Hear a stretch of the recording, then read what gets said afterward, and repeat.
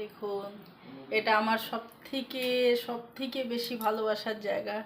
মানে এখানে বসে থাকলে আমার মনে হয় জীবন আমার যেন যেন এখানেই কেটে যায়। আমার সব থেকে ভালোবাসার জায়গা সেটা হচ্ছে এই যে আমার ঠাকুর ঘর। এই ঠাকুর ঘরে আমি সবসময় পুজো পাঠ করি, সন্ধ্যাবেলা সকালবেলা। খুব ভালো লাগে মন থেকে, মানে এত ভালো লাগে। কোনো রকমের কষ্ট হোক, দুঃখ হোক, ভালো হোক, কোনোই মন হোক, ব্যাস খালি ঠাকুরের কাছে বসে গেলেই মনে হয় সব কিছু ঠিক হয়ে যাচ্ছে। আপনাদেরও নিশ্চয়ই এটাই লাগে। ভাবলাম একটু শেয়ার করি। আজকে রামনবমী, তো ঠাকুরের পুজো পাঠ, মা দুর্গার আজকে নবমী।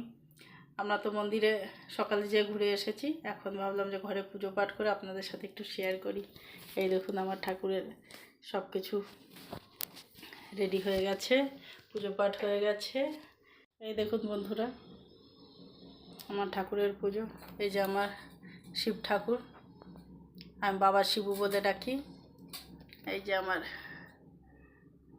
মা দুর্গা, মা লক্ষ্মী। ঠাকুরের পুজো করে যে কী আনন্দ, কী সুখ, মনে হয় এখানেই বসে থাকি।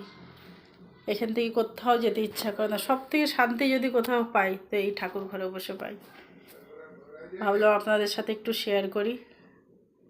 এই দেখুন, সকাল সকাল পুজো পাঠ হয়ে গেল মায়ের। খুব মন ভালো লাগে। নিজের গাছের ফুল, ব্যাস ফলটা খালি কিনতে হয়, এই জন্য অতটা জায়গা নেই। যদি জায়গা থাকতো তো আমি ফলও নিজের বাড়িতেই লাগাতাম, কিন্তু অতটা জায়গা নেই। খালি ঠাকুরের ফুলের, ঠাকুর যদি চান তো কোনো দিন সেরকমও হবে। দেখুন, আপনাদের কেমন লাগলো, আপনারা কিভাবে পুজো করেন একটু শেয়ার করবেন। আমারও খুব ভালো লাগে দেখতে। সবার শুভ মঙ্গল হোক এই কামনা করি। রাখছি।